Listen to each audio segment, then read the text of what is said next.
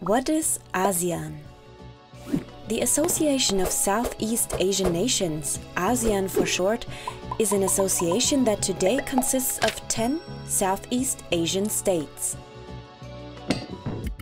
In 1967, Thailand, Indonesia, Malaysia, the Philippines and Singapore founded ASEAN. The aim was to improve economic, political and social cooperation, and also to balance political conflicts between these countries that existed as a consequence of decolonization.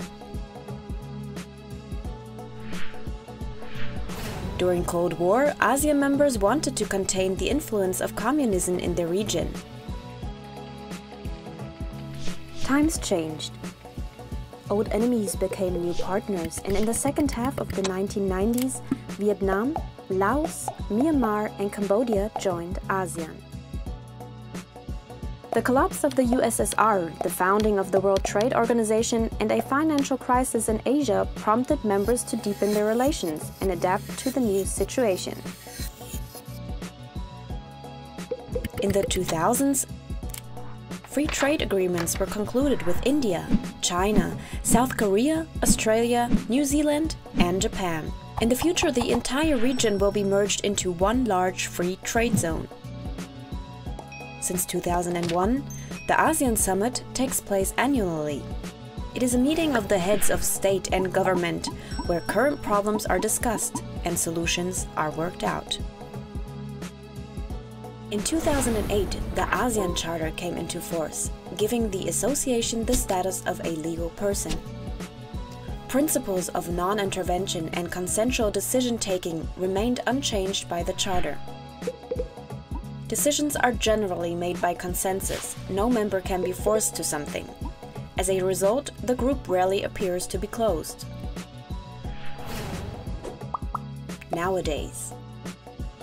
Today, ASEAN is based on 3 pillars. As a political and security community to ensure peace, as an economic community with a strong domestic market, and as a social and cultural community, including a common identity. Challenges and solutions. ASEAN faces a number of social and environmental challenges. Countries such as Vietnam or the Philippines are particularly vulnerable to climate change and already feel its impact today.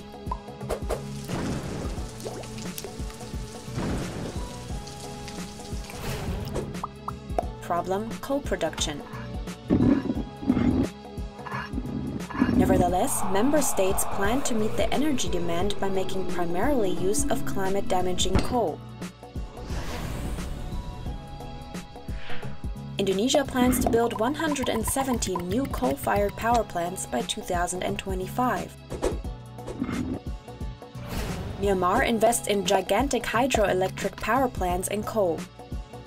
Laos builds dams on the Mekong. The result is that Vietnam loses water in the Mekong Delta. However, fossil fuels, for example, are not necessary to cover the lack of energy.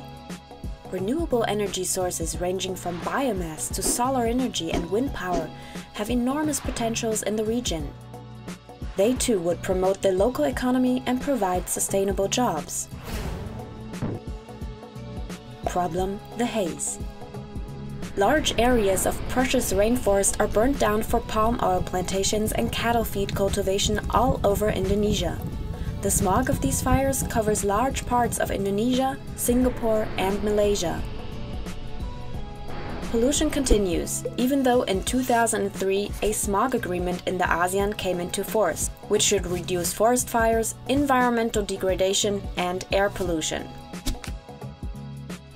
As such problems cross borders, ASEAN must tackle them in a joint effort and think beyond borders.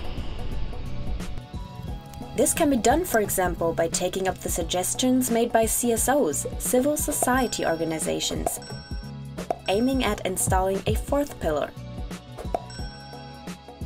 the environmental pillar. It must ensure that the ecological limits are taken into account in the growth debate.